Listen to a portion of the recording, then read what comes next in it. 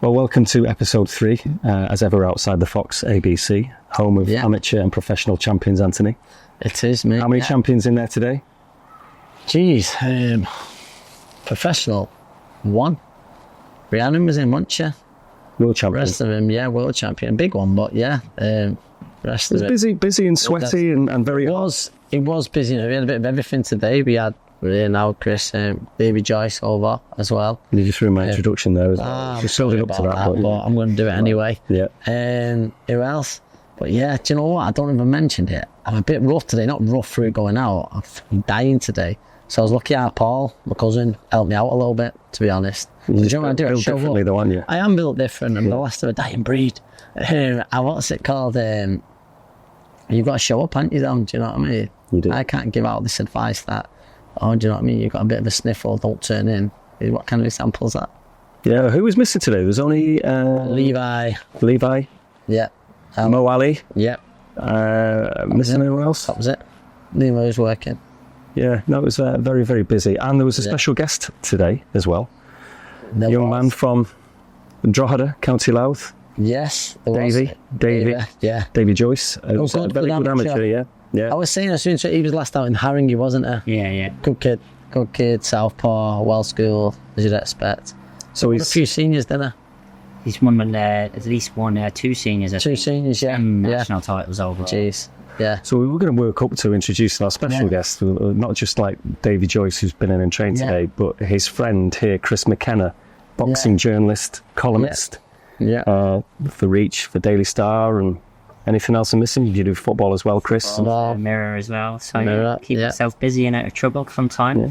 Well, firstly about Davy then. I mean, I know you know him from the Holy Family in Drogheda. Your brother Damien runs the gym, and so obviously he's looked after Davy all through his career.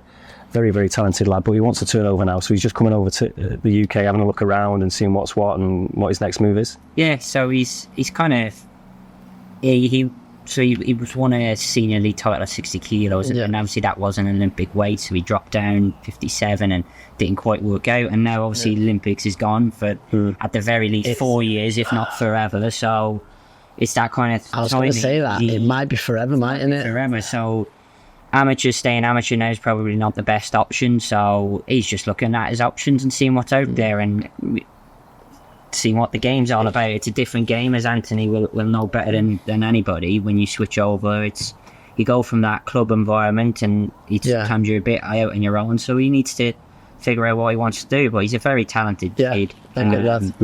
He's got I think a soil that won't take much adapting to the pros, and he's got a bit of, when you'd see him in about, and what I don't get to see a hell of a lot of them because I'm living over in England a lot, but all the stories I hear is that he's got that bit about... Bit of dog about him, even he did, A bit of cock and swagger. Yeah. You know I think they need that, he wouldn't be shouting his mouth off, but when he gets in the ring, he does his talking in there, and he's not afraid to put himself about. So no, he's a good kid, and hopefully he can get a good opportunity and see where he can go from here.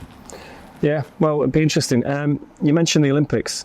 I mean, I know you've been covering football, haven't you, in pre-season and stuff like that. But over to Paris? No, I didn't get all that, no. But I know you're an avid watcher, obviously the amateur side of the sport and everything else. So, I mean, I suppose with the boxing being key thing for you, but who stood out for you? I mean, in terms of GB and Ireland teams, I suppose, to start with, but anything else, anyone? Well, obviously, it's probably weirdly a disappointing one for GB and Ireland, considering the standards they've set. Like 20 years ago would have been decent because neither of them were playing. The last few Olympics they've been collecting a lot of medals, and obviously Ireland get Kelly Harrington a great goal, the back-to-back Olympic champion, unbelievable success story, and Lewis Richardson to get a bronze medal in a tough weight division, and kind of a guy who had to battle to get down into that weight, and it wasn't easy for him. And it was probably less expected of him than anyone else. No, of course. Listen, out the GB team, listen, I thought there was a few bad decisions in that league. I thought, I thought was very unlucky. Is it Rosie Eccles? Yeah. I thought she was very unlucky.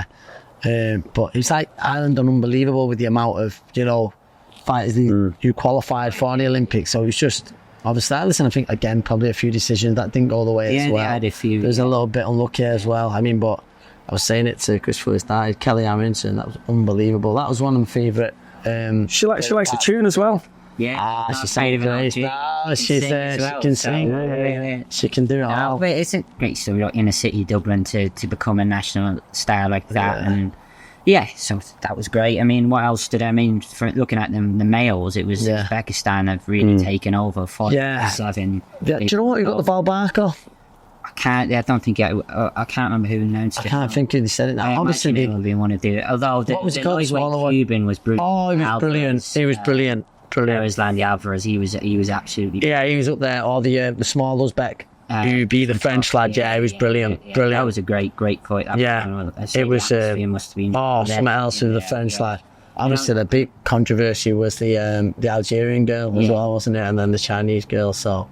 No, it's. I think that was the sad thing, is in that was the talk of the boxing. Yeah, that's the sad. And if this is the end of the Olympics, or boxing at the Olympics, I don't want it to be remembered. Or I wrote a column on Saturday about that. It's like there's been so many controversies in amateur boxing over the years.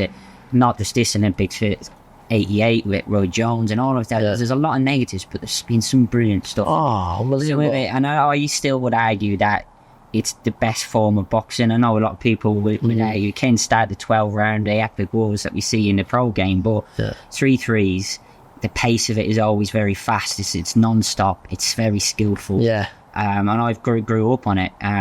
Talking about the Holy Family, that was where the '92 team trained. Yeah. Like, I was a bit young to remember it, but obviously Michael Carruth. Wayne McCullough won silver. Jeez, before Joel Casamano. Was that Barcelona? Barcelona, yeah. That's the last male gold down in the ring. But Wayne McCullough's silver that year was unbelievable. Oh, your hero, Wayne McCullough, isn't it? Yeah. Was it? His childhood memory of the Pocket Rocket fan club. Yeah. So, and he's unbelievable. He done everything over in America, didn't he? Vegas. He went to Vegas quite early. And he had some big fights in Dublin. Oh, massive, yeah. He had some big ones in Dublin. But yeah, he was a great fighter. But so I grew up on amateur boxing, '96, and Floyd Mayweather. And it was just like, so many great fights and great moments that I don't want. If it is the end of boxing at the Olympics, that's not remembered. Just yeah. There's another good story as well. Cindy and Gamba getting a medal. Although I think she deserved. She deserved to get the final. Listen, a messy fight. I thought she was really unlucky. I thought the first round I was thinking, have all 5 judges gone the other way? And I thought with the point deduction, that'll be enough against the Panamanian girl who was very awkward, wasn't she? Very long. I thought Cindy was very unlucky. Great kind of timing for something like that to happen. With everything that's going on in the UK, not getting into politics. Of course, Bring us down, Chris. Why don't we? No, but you know what though? That was one of my favourite bits. That was one of my favourite bits of the Olympics. She found a new life and made something. She made something of herself. Honestly, that was one of my favourite bits of the Olympics. You know, the elite gym, Alex Matvienko. When they were all watching there. All watching it. The local mayor was there. One day all watching Cindy, packed out gym, and I thought, every fight, and I thought, that's class. Yeah. That was genuinely one of my favourite bits of it. I was a bit useless this year with the Olympics. Watched a bit of the break dancing. I was feeling right. You know what? It's not going LA. It was I know. Did you see the Australian girl? Ray Gun. It was fantastic. It's not fair. She got a lot of stick, which is ridiculous. Though. She's got more rhythm than me. She's got more rhythm. Well, do you know what I mean? Who's people trolling, giving all sorts of abuse because the routine, all right, was a bit different, but she's been flown over to Paris to compete at the Olympics. She's an Olympian now, and she should be sticking 2 fingers at everyone, saying, "You know what? You're not an Olympian, I am." So you can laugh all you like at my routine. So all Regal, but I don't think it'll be widely missed. Well, I don't know. Maybe I'm doing it a disservice. I'm going to disagree. Olympics. Breakdancing. Sorry, that's how you want to do it. Boxing. You know what you think about boxing? It's a boxing podcast. No. Dismissing us. But boxing, no. Do you know what I think? You know what, though? You're saying there now, the amount of controversy that boxing causes. Yeah. Being honest, my worry is they just think it's too much of an headache. It's too much of an headache. It's the IOC have damaged boxing as well over the years. Like, I understand them that rightly so they're growing the women's side of it, but is it at the expense of men's weight? You don't bring other sports, you don't bring more women's events into other sports and then cut them. Just mad. I mean, you mentioned about Davey, and it was just like the amount of weights, but cut like the weight now of even the 71 and the next weight up's 80. That's a massive, that's 9 kilos. That's just far too big. It's dangerous when they go on about it being safer and stuff like that. That's weighing in every day and then putting serious miles on the clock. And having to weigh in that every day. That's not easy. I mean, serious miles on the clock. Well, each week we've got a special letter. Oh. Right, and A was the first one, B was the second. So I think C. C, yeah, B, C's after B. C, yeah, right. And producer Josh reckons challenge is the word of the day. Challenge. Is the word of the day, yeah. Because, well, it was just in the Olympics. So, right, forget boxing. Take boxing out of the equation. Yeah. What Olympic sport would you be doing? Oh, wow. You've put me right on. There's a challenge here. And we've ruled out the breakdancing. Rule out the breakdancing. Yeah. When you say doing, what actually? Well, all right. It's however you want to play it. It's either what would you have been semi-good at, or what would you fancy doing? I wasn't a bad long distance runner when I was younger, so Yeah. I'd give a go with maybe the 10k, Something like a that. marathon. But my marathon best time's about an hour slower than what they've actually won it, so I don't think I'd be competing. But Can you do sub 3 hours? I did 3:08.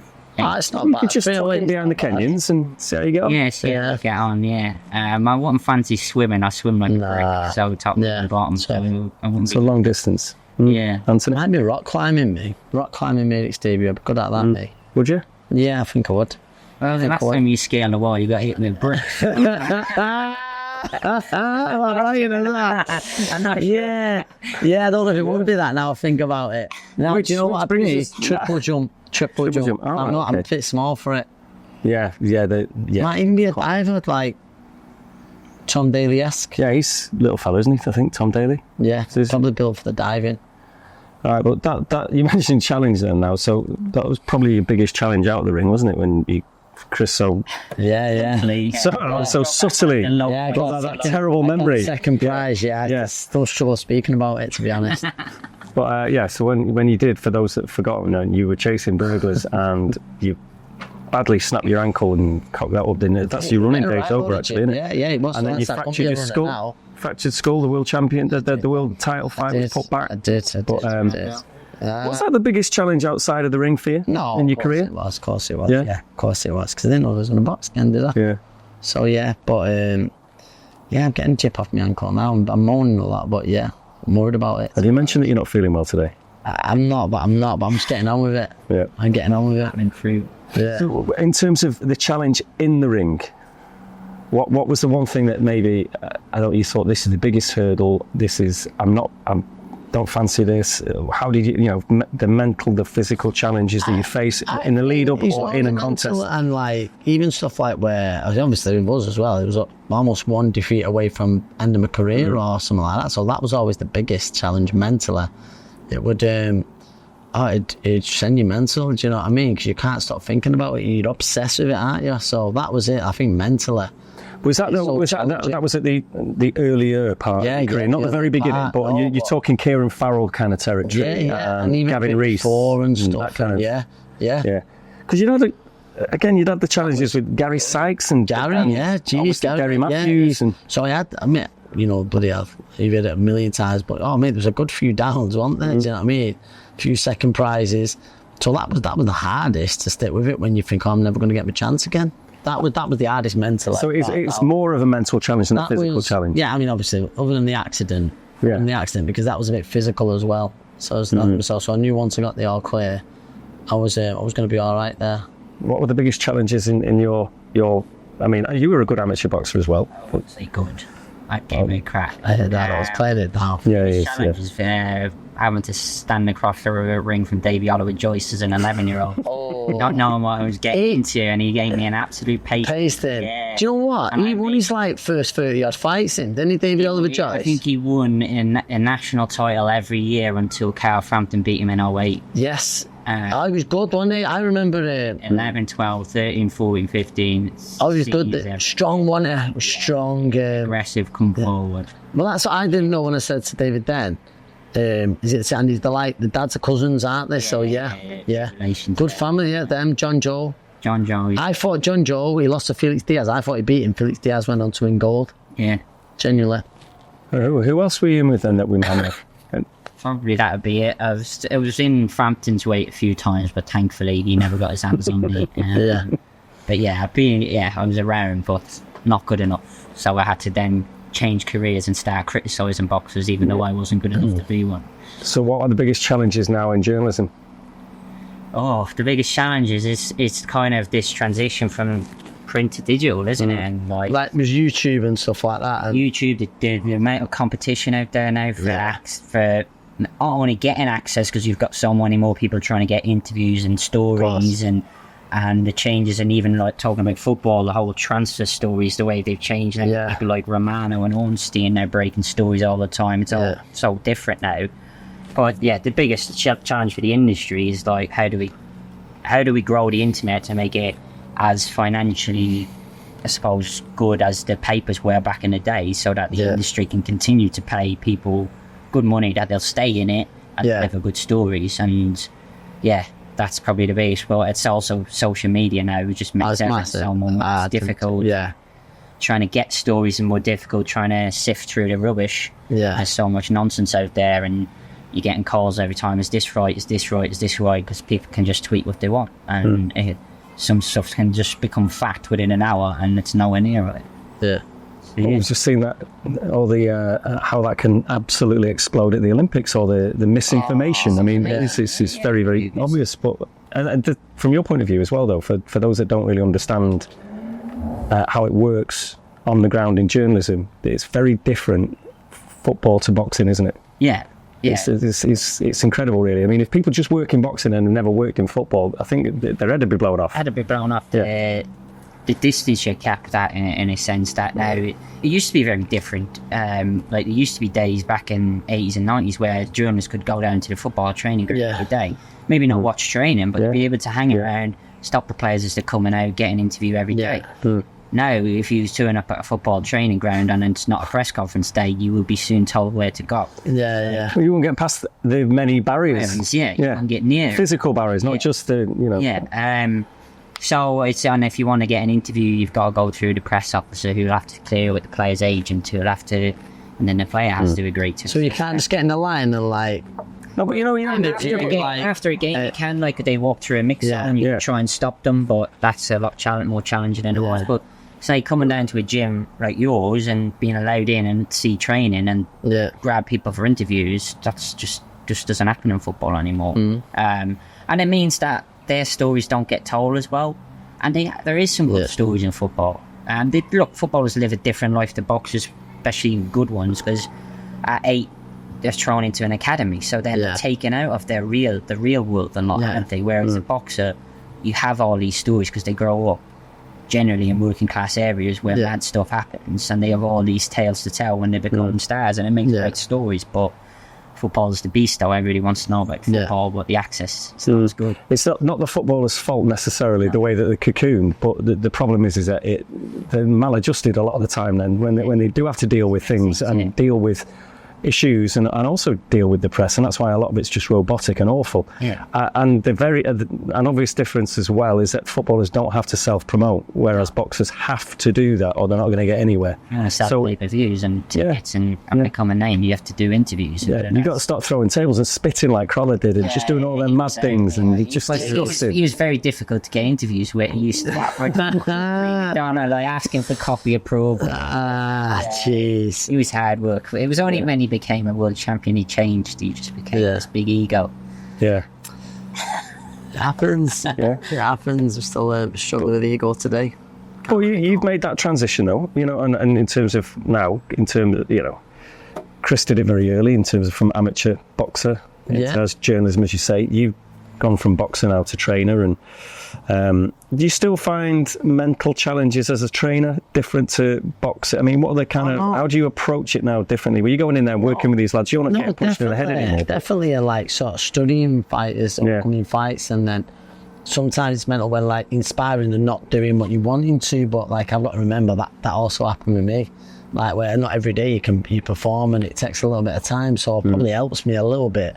But of course, and certain things they're not getting, or some fighters get it a lot quicker than others. You've got to treat each one of them different. You've got to treat each one of them different. So mentally, that's very challenging. Sometimes when it's taking a fight, it's far too long to get it's frustrating, but you've got to bear with it. It's the psychology of it. You've got to deal with all the different fighters and their personalities, which does remind me, actually, it's another true story when this fella's in a pub and he sees this beautiful woman at the bar. And he sits down and he can't pluck up the courage. He just wants to go over and talk to her, and he's just too nervous, too shy. But eventually he goes over and he says, listen, I'm sorry to be forward, but I see you sat on your own, and I just wondered if there's any chance that you'd mind if I can join you for a drink, if I could buy you a drink. And then she just kind of looks up at him, top of her voice, she goes, no, I will not have sex with you.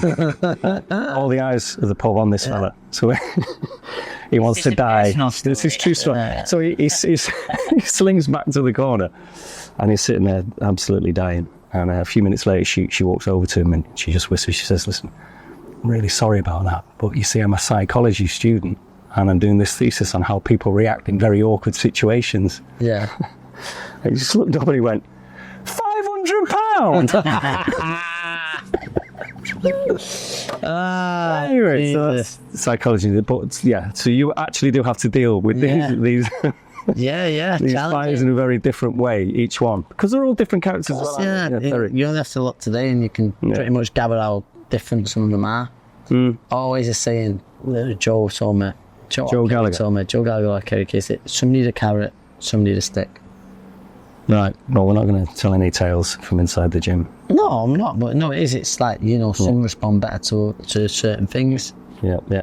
So, Anthony, as I like to ask you, because you're a big fan of, and Chris was talking about before, obviously, this digital age that we live in, but you love to pick out one or two heroes of the week from social media. So who's the social media hero? Oh, you know what? I mustn't have said him, and I thought I said him already. But it's because I was watching him again last night. Nasty. He's massive in Ireland. I can't believe you don't know him. Hold the balls. Do you not remember it? No. So basically, he goes around reviewing spice bags. Spice bags are big in Ireland. I feel like we've had this conversation. Yeah. I don't know. I don't think we have. And he goes round and he'll rate the spice bag. Right. And he's just got a few belting lines. Yeah, nasty. And but food reviewers are becoming massive now. We'll have a curry on a Saturday night, and then he'll go through, and he's not from Cardiff or all like that. No, he's good. Nasty 2K, I think he's called on it. I want to get him now. He's good. He's one of my favourite people on social media. Can't think who else. Yeah. No, he's good. But spice bags are massive in Ireland, aren't they? Bag of beige food, really, pretty much. Yeah, salt and pepper stuff. Just a lot of salt. It's just a bag of dry mouth in it. Yeah. You called out as one of your social media heroes, the mutton fella. Yeah, Muttonistas. Muttonistas. He just goes around reviewing Guinness. No, not just Guinness, ales as well. Yeah, but he was in the Toucan that we've spoken about before. Toucan, one of my favourite pubs in London. Really rates that one. I don't think I've been to that. Toucan's like up there. Soho Square. Yeah, it's just there with Guinness. Me to one time we walked for about an hour to find it. Where was that? Oh, God knows. South, north, It was near central. Soho. It's in these. It's up A Guinness pub, or was it just any boozer? It was a weird. It was terrible. Was it a late one? Yeah. Very late. in the Dolphin. Was it a Spanish one? Yes. Oh, the Spanish and cheese. Yeah. Oh yeah, I've got a couple of hidden gems in. No. Yeah. Oh, Somebody giving away trade secrets. Yeah, no, I'm not naming the street because I don't. You know what I mean? Some places are sacred. You know. You don't want especially if you're coming down, the paparazzi might be there. No, it's not just that. You just don't want riffraff going to places that are. a hidden gem, that. You've been there as well. A few times. A few bad nights there. There we go. Right, well, I think that'll do us, Anthony. Chris, it's been lovely having your company. What's on the agenda for you work-wise now? Obviously Premier League's back this weekend, so it's all ramping up now, and transfer news is hotting up because clubs are having to move quickly now. So, yeah, chasing up a few tales about Liverpool, and boxing's a bit quiet at the minute. So you're Manchester-based, but you look after the Merseyside clubs, don't you? Yeah, so Liverpool and Everton. So Everton's been an interesting story all summer. Yeah. Ownership falling through, and they've signed some players still. They've done a lot of business, whereas Liverpool have yet to make a signing. So waiting to see what happens there. They're in for Zubimendi from Real Sociedad, and he's waiting to make his decision whether he wants to come or not, and that'll probably happen, I'm guessing, later in the week, and that'll be their first signing. If they get any more in, we'll see. But big summer, big season ahead for them, new manager and a lot of change. So yeah. Boxing wise, you've been doing the Wembley show. Yes, on the 21st. Yeah, There's 5 or 6 fights in there. yeah. So What are you looking forward to the most? Catch you Warrington. I think that's interesting just because Kachi delivered against Cordina, like really stepped up that night, and Josh has had a hell of a career, and he's going up in weight now, which may or may does the weight suit him? Is the timing right? He's had a lot of hard fights. No, he has had hard fights. Do you know what? Cruz, who he lost to, and there's no shame in that. He had a horrific knockout, didn't it? Was it Lopez? Leo. Yeah, Lopez. Sorry, not Cruz. Sorry, Dom. Lopez always one of the knockouts of the year. Yeah. See it weekend. I didn't see it. Oh, I've seen the knockout. It's horrible. Is it? Yeah. He got knocked out. Lopez got knocked out. There you go. What else is on there? Trying to think now at the top of my head. Josh Kelly, Liam Smith. Yeah. Dubois, AJ. Right. Hamza, Shiraz, Tyler Denner. Boatsy Hutchinson. That's a good fight. He's Willie Hutchinson. Willie's obviously good amateur pedigree, but never at senior level. Bit of a mixed bag at pro. He impressed last time out, though, didn't he? He did very good last time. He was very, very good. And he's a bit of a character, isn't he? So the fight week will be interesting. Because Josh was very chilled and that'll be an interesting fight. But what's Dubois Joshua is really interesting because if you had told me 2 or 3 years ago that Daniel Dubois would be fighting at Wembley, every credit. Deserved as well. Deserved. Yeah. Comeback has been unbelievable. Yeah. To give him a chance. Because of his power. Yeah. No, you can't not give him a chance. It's weird. I thought if this goes later, it might suit Hergovich, but then it didn't. It went the other way. So I think, though, if Dubois has to put a dent in Joshua early, and he has to make him worried about the power, and make Joshua try and go into his shell a bit. I think Joshua might be a different beast now with Davison. I think he's getting... He looks well under bed, doesn't he? A dog back in. He is. He's the team there. They're doing great things, and I think he looks fantastic. The only thing I will say is Otto Wallin and Francis Ngannou. No disrespect. It's like I can't take the Ngannou win seriously. No, do you know what I mean? That was like Dubois has been in much better company in Miller and Hergovich lately. So do you know what I mean? It's great. He's a good fighter. Really good fighter. Usyk as well. Remember? I mean, do you know what? I thought he'd done better against Usyk than what was given credit for. Didn't like the way he went out in the fight, but he done well in the fight. He had his little moments, didn't he? Yeah. So it's a great fight, and it'll be a hell of a night. Hopefully, I'll tell you one thing. I hope it's not as late as that LA show was the other week. It's too late. 7:10 in the morning to come off there. Yeah. Not all heroes wear capes. And you're not feeling well. I don't know if you've said anything. Yeah. You're still not feeling well. I'm still recovering from that, to be honest. Yeah. Still recovering from that. That was the toughest shift I've ever done. Because as my mum would say, you've never done a day's work in your life. That 9:30 till 7:10 in the morning, that was a pretty tough shift. Any more money now? No. I already put the invoice in, so it's gone, isn't it? Yeah, having people bring you sandwiches and coffee all through the night. Did a few espressos, and And there won't be too many people weeping. No. Anyway, it's a tough one. On that note, because Anthony's not feeling very well, you need to get yourself off to bed and make sure you're fit and firing in the morning. I will do. All right, thanks again, Chris. We'll see you soon. There we are. This podcast brought to you in association with Active Trades and FK Group.